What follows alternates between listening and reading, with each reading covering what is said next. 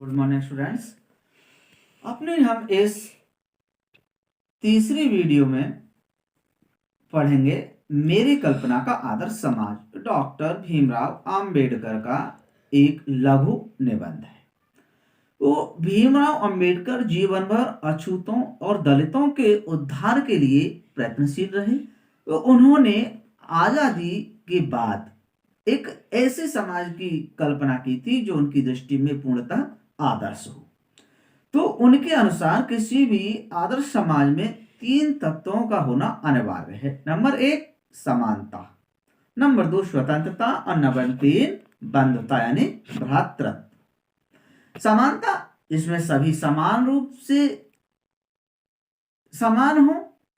स्वतंत्रता, जिस समाज में सभी लोग स्वतंत्र हो आपस में। बंधुता, जिन समाज में समाज के लोगों में आपस में भाईचारा हो।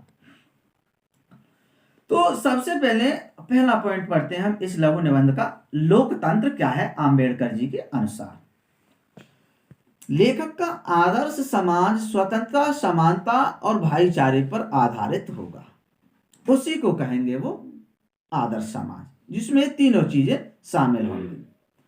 समाज में इतनी गतिशीलता होनी चाहिए कि कोई भी परिवर्तन समाज में तुरंत प्रसारित हो जाए, यानी कोई भी परिवर्तन समाज के एक सिरे से हो और आसानी से दूसरे सिरे तक पहुंच जाए।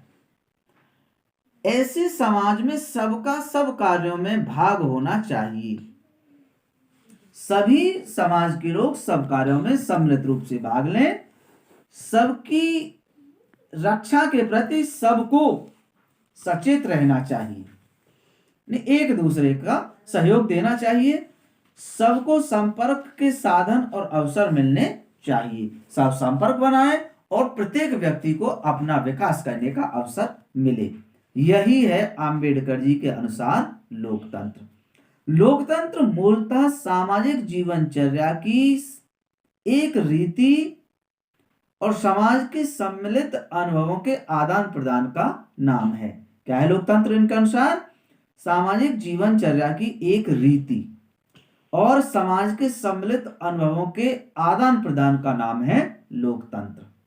और जिस तंत्र में ये चीजें नहीं है, क्या? सामाजिक जीवनचर्या की एक रीति, सामाजिक जीवन को एक रीति के अनुसार जिए और समाज के अनुभव, समाज के लोग एक दूसरे के साथ न बांटने, वो लोकतंत्र नहीं है। दूसरा पॉइंट है स्वतंत्रता। क्या हो अंबेडकर जी के अनुसार?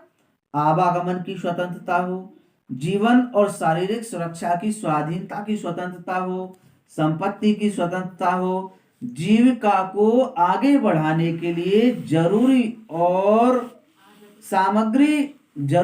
औजार और सामग्री के अधिकार रखने की स्वतंत्रता हो। इसके ऊपर किसी को कोई आपत्ति नहीं होनी चाहिए, परंतु मनुष्य के समक्ष और प्रभावशाली प्रयोग की स्वतंत्रता देने के लिए लोग तैयार नहीं होते हैं। इसके लिए व्यवसाय चुनने की स्वतंत्रता भी होनी चाहिए। कोई व्यक्ति जो व्यवसाय चुनना चाहता है उसको चुनने के लिए स्वतंत्र है। स्वतंत्रता के अभाव में व्यक्ति दासता में जकड़ा रहेगा। यदि व्यक्ति को स्वतंत्रता नहीं होगी, मानसिक, आर्थिक, भौतिक, शारीरिक, तो व्यक्ति दासता में ही रहेगा। दासता केवल कानूनी नहीं होती अंबेडकर जी के अनुसार, अपितु वह वहां भी होती है जहां कुछ लोगों के द्वारा दूसरे लोगों के लिए निर्धारित व्यवहार और कर्तव्यों का पालन करने के लिए विवश होना पड़ता है। यानी दासता शारीरिक रूप से या मानसिक रूप से ही नहीं होती, अपितु अनेक रूप हैं इसके। जैसे व्यक्ति कोई है और वो दूसरों के द्वारा निर्धारित व्यवहार और कर्तव्यों का ही पालन करता रहता है, तो वो भी गुलाम है। इसलिए व्यक्ति को हर प्रकार से स्वतंत्रता होनी चाहिए, कार्य करने की, व्यवसाय चुनने की, सोचने की, आगे बढ़ने की। तो इस वीडियो में हम 2 ही पॉइंट क्लियर करेंगे। अब अगली वीडियो के लिए आप इंतजार कीजिए। Thank you.